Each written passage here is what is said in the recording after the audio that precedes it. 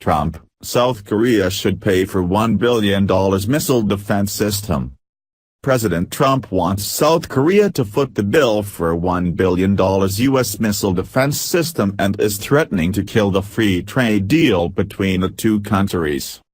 His comments aren't sitting well with officials in South Korea, a key American ally in Asia. One foreign policy expert called the remarks shameless. "I informed South Korea it would be appropriate if they pay," Trump said in an interview with Reuters on Thursday. "That's a billion-dollar system."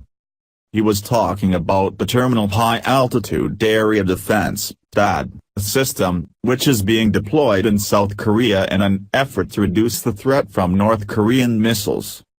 Related, Pence says trade with South Korea must change. The THAAD deployment has already caused tensions inside South Korea and hurt the country's relations with China. Trump's comments are likely to further complicate the situation. "It's collateral damage to the U.S.-South Korea alliance," said Ewan Graham, director of the Lowy Institute's International Security Program. South Korean Defense Minister Han Min-koo has repeatedly said his country won't bear the cost of this system.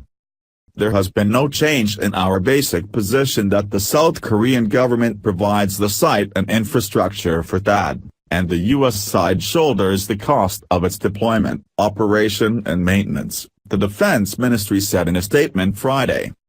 In addition, a South Korean official told CNN on Friday that a confidential agreement signed last year by senior U.S. and South Korean military officials states that the U.S. bears the cost of deploying THAAD. Related, China is crushing South Korea's tourism industry. Washington and Seoul first announced plans for the deployment of the THAAD system in July, before Trump's election. The two countries have a mutual defense treaty, and more than 28,000 U.S. troops are stationed in South Korea. "We're going to protect them," Trump told Reuters. "But they should pay for that, and they understand that."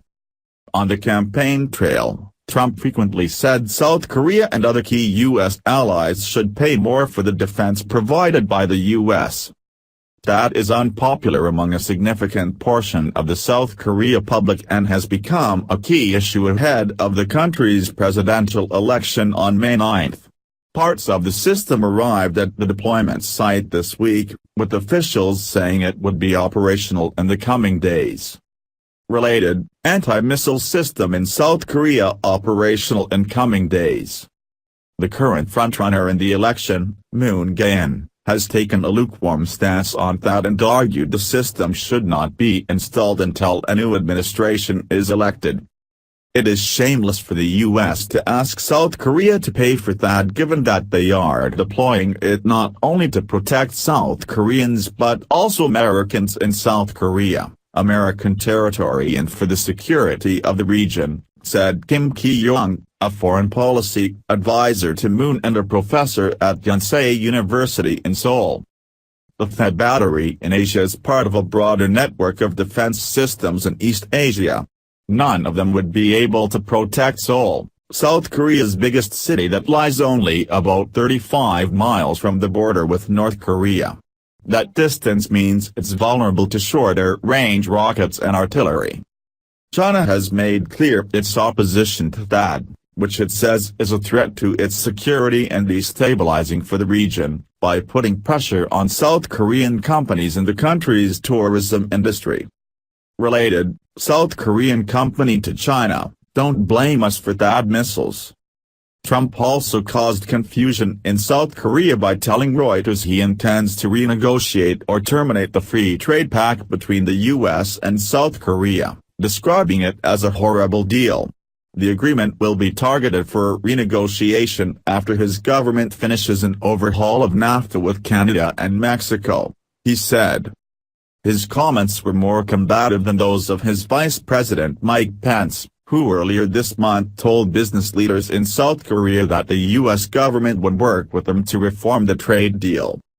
South Korea has yet to receive an official request to negotiate the trade deal, a senior official of the country's trade ministry told CNN. The ministry is trying to figure out why Trump made his latest remarks about the agreement, said the official, who declined to be identified by name.